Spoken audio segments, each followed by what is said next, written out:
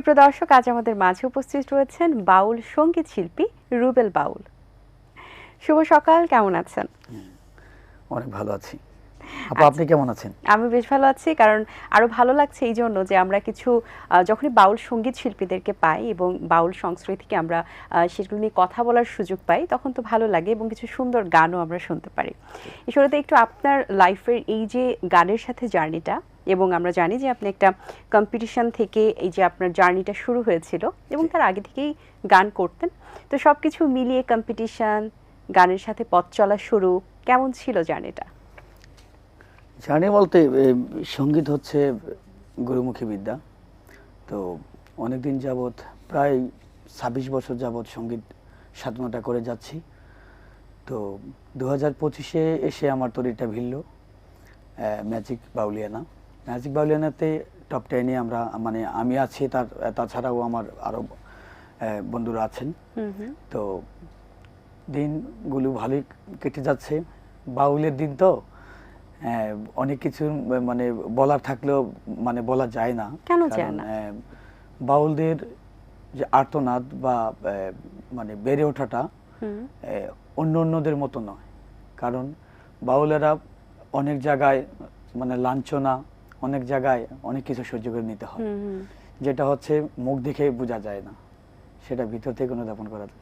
শুধুমাত্র আসলে এই যে সাধনা, ভালোবাসা, বাউল সংস্কৃতির প্রতি এই যে চাহিদাটা আপনাদের, সেটার হয়তো বা তাড়নায় বাকিগুলো আপনাদের আসলে অতটা ছোঁয়া দেয় না, আসলে মনে অতটা গেঁথে থাকে না, ভালোবাসাটাই গেঁথে থাকে। বাহ, আমরা যেহেতু বাউল শিল্পীকে পেয়েছি, গান না শুনলে কি হয়? আমরা গানে গানে আজকে কথা বলবো। এবার একটা গান শুনতে চাই, কোন গানটি শুরু করবেন? যেহেতু আমার এই যে পরিবেশনাটা হচ্ছে একটা বাউল পরিবেশনা, বাউল ঘরানার মানুষ আমি প্রথমেই শুরু করছি আমাদের মানে প্রাণের কথা আর কি, বাউলেদের যে বাউলামিটা, সেখান থেকে একটি গান করছি। তারে ধরতে পারলে মন বেড়ি দিতা, পাখির পায় কেমনে আসে যায়, এ দেহ খাঁচার ভিতর ওচি, পাখি কেমনে আসে যায়, তারে ধরতে পারলে মন বেড়ি দিতাম, পাখির পায় কেমনে আসে যায়, দেহ খাঁচার ভিতর ওচি, পাখি কেমনে আসে যায়। বাহ বাহ, দারুণ।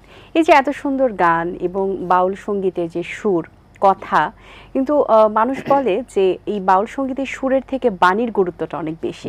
তো আপনার ক্ষেত্রে কি মনে হয় এবং কেন এত গুরুত্বপূর্ণ? এটি গুরুত্বপূর্ণ হচ্ছে আসলে কি, মানে আমাদের এই যে বাউলামি, যে পাগলামি, বাউল সাধক লালন সাজির কথা বলছি, উনি বলেছেন যে খাঁচার ভিতর অচিন পাখি কেমনে আসে যায়।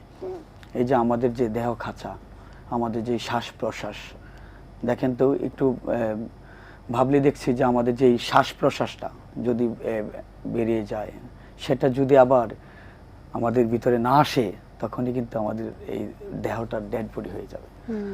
বিশেষ করে আমরা যারা বাউল, আমরা সেটা বিশ্বাস করি যে একদিন পৃথিবী থেকে চলে যেতে হবে, এবং বাউলের সিস্টেম হচ্ছে মানুষকে বিনোদন দেওয়া এবং নিচেকে আড়াল করে রাখা। এই যে কথার যে বিষয়, বাণীর যে বিষয়, সেখান থেকে কিন্তু আপনি একটি গান রয়েছে প্রবাসীদেরকে নিয়ে।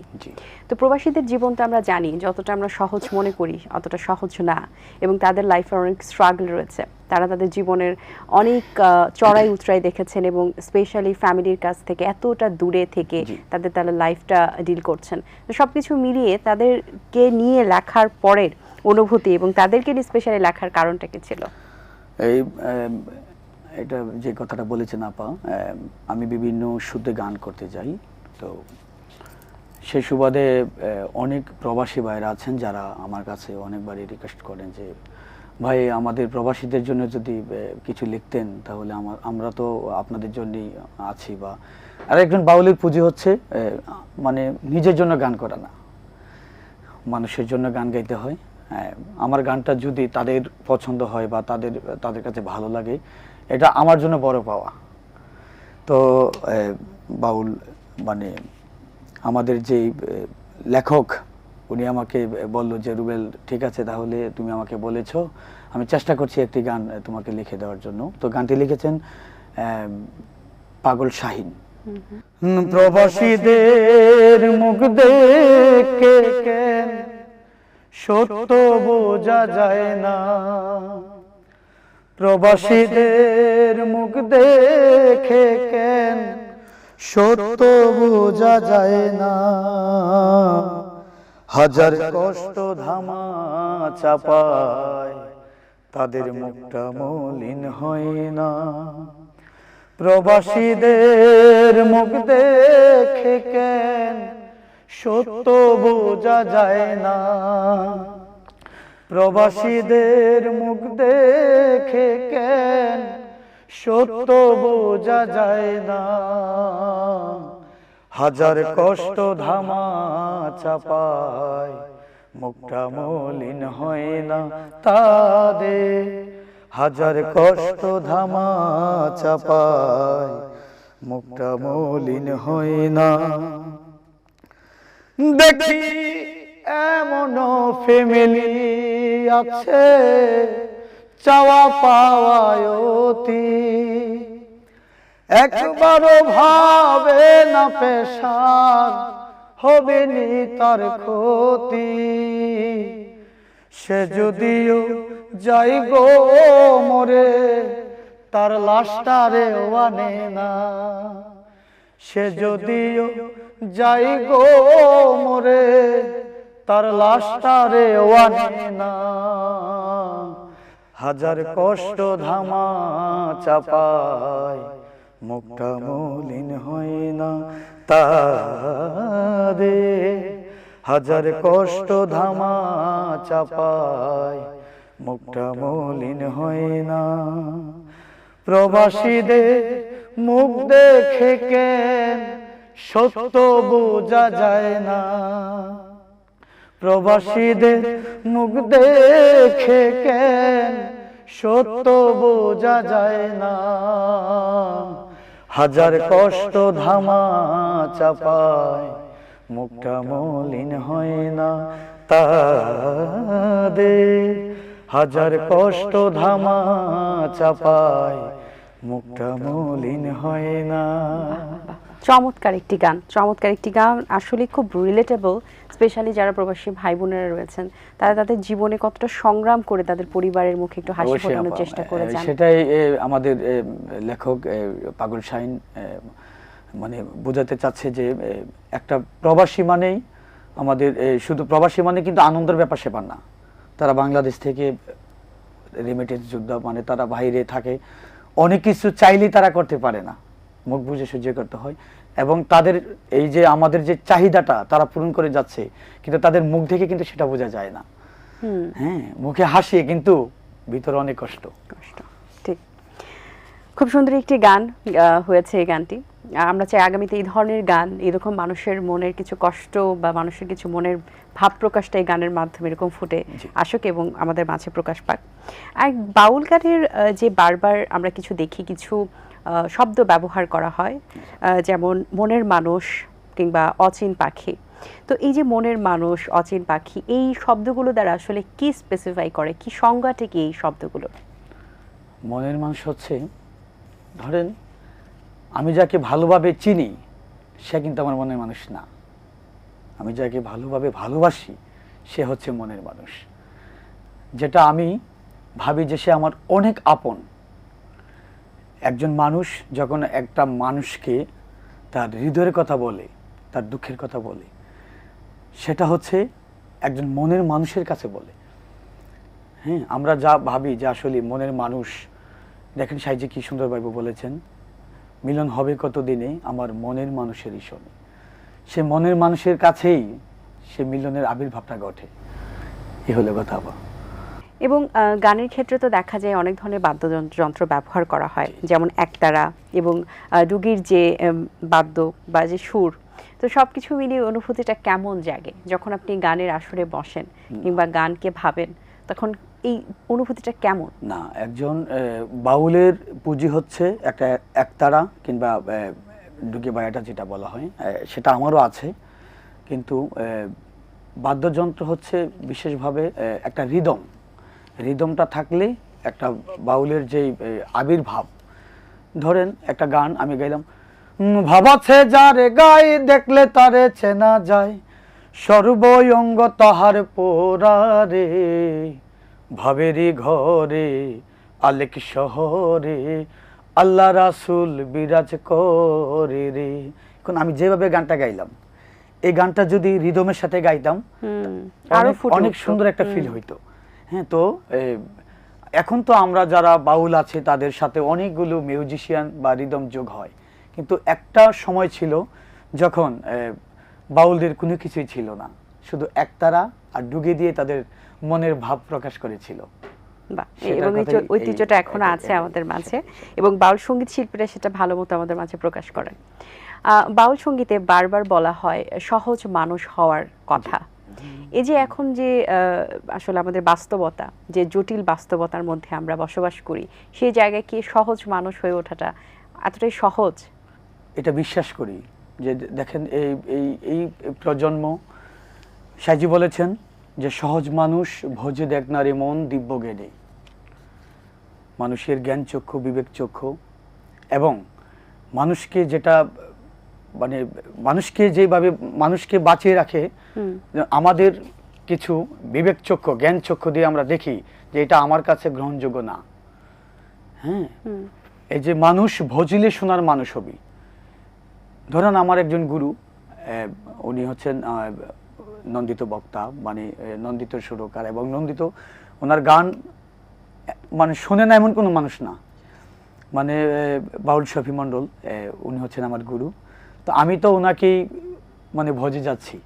হ্যাঁ, যে ওনার যে সিস্টেম, যে রুবেল তুমি এই পথে চলবে না, ওই পথে চলবে না, এটা করবে না, হ্যাঁ ওইটা না করেও তো তুমি ভালো থাকতে। তো ওনার যে দিক নির্দেশন, যে মানুষ ভজলে, ভজার কথা হয়েছে যে একজন মানুষ আরেকজন মানুষকে ভজলেই সোনার মানুষ হওয়া যায়। যেমন একজন ধরেন আমি মানুষ, এখন আমি যদি একজন পীর বা আমি যদি কারো কাছে সঙ্গ নেই, উনি যদি আমাকে বলে যে না এটা করা উচিত হবে না, যেটা ওইটা যদি আমি মানি, হ্যাঁ ধরেন আমি আমার একজন পিসাবের কথাটা আমি নিলাম, এই কথাটার সিস্টেমে আমি চললাম, হ্যাঁ এটাই ভজা বলা হয়। তো আমি যদি আমার গুরুর পথ প্রদর্শনটা নেই, হ্যাঁ তাহলেই কিন্তু আমি মানুষ হইতে পারবো, যেটা আমি জানতাম না। দেখা গেছে ক্রোধ এমন একটা জিনিস, আমি ইচ্ছা করলে একটা মানুষের সাথে গায়ে মানে আড়াআড়ি করে আমি তার সাথে একটা ঝগড়া করে ফেলবো। যদি একজন গুরুর কাছে একটা ভক্ত গেলে যদি বলে যে না এটা করা যাবে না, এই দীক্ষাটা দিলেই, এই ভজাটা ভজলেই মানুষ হয়। ঠিক। এবার আপনার কণ্ঠে আরেকটি গান শুনতে চাই, এবারে কোন গানটি শোনাবেন? এখন আমি যে গানটি করছি, আমার গুরুজি বাউল শফি মণ্ডল উনি গানটি করেছিলেন। দুঃখ যদি বিক্রি হইতো ও জন্মা পাদরে, একটা জীবন চলে যেত দুঃখ বিক্রি করে। দুঃখ যদি বিক্রি হইতো ও জন্মা পাদরে, একটা জীবন চলে যেত দুঃখ বিক্রি করে। এক পৃথিবী দুঃখ আমার দুঃখে ভরাবো, জনম গেল দুঃখে দুঃখে পাইলাম না রে সুখ আমি, জনম গেল দুঃখে দুঃখে পাইলাম না রে সুখ। দুঃখ যদি বিক্রি হইতো ওজন মাপা দরে, একটা জীবন চলে যেত দুঃখ বিক্রি করে। কত সুন্দর কথা, আমার গুরুজির এই বাণীগুলি আমরা ওনার কাছ থেকে নিচ্ছি এবং যেভাবে আমাদেরকে চালাচ্ছে আমরা সেভাবেই চলছি। জি, ঠিক এই কারণেই আসলে বাউল সঙ্গীতকে হয়তো বা মাটির গান বলা হয়, মনের কথা প্রকাশ করার গান বলা হয়, যে কিছু কথা আমরা বলতে পারি না, সেটা গানের মাধ্যমে এত সুন্দরভাবে প্রকাশ পায়, সেটার আর প্রকাশ করার কোনো ভাষা দরকার হয় না গান ছাড়া। জি, অনেক ধন্যবাদ ভাই আপনাকে, খুবই ভালো লেগেছে, চমৎকার কিছু গান শুনিয়েছেন। অনেক শুভকামনা রইল আপনার জন্য, ভালো থাকবেন। হ্যাঁ, আপনাকে অনেক ধন্যবাদ এবং এটিএন বাংলাকে অনেক ধন্যবাদ জানাচ্ছি। আমাদের মতো গ্রাম থেকে ধরে নিয়ে এসে এই এতটুকু সুন্দর একটা প্ল্যাটফর্মে আমাদেরকে কিছু সময় দেওয়ার জন্য আমি ধন্যবাদ জানাচ্ছি এটিএন বাংলাকে। দর্শক, আশা করছি আয়োজন ভালো লেগেছে, আমার তো দারুণ লেগেছে। আজ এই পর্যন্তই, দেখা হবে আগামী পর্বে নতুন কারোর সঙ্গে। সেই পর্যন্ত ভালো থাকবেন, সুস্থ থাকবেন, এটিএন বাংলার সাথে থাকবেন। সকলকে আল্লাহ হাফেজ। দিন আসে দিন যায়, সময়টা চলে যায়, তবু আছি এই বেশ ভালো। জীবনটা রঙময়, যেভাবেই হওয়া চাই, নয় কভু সাদা কালো। এই আশাতে স্বপ্ন ভাসে, সুখ হাসে চোখে মুখে, চায়ের চুমুকে।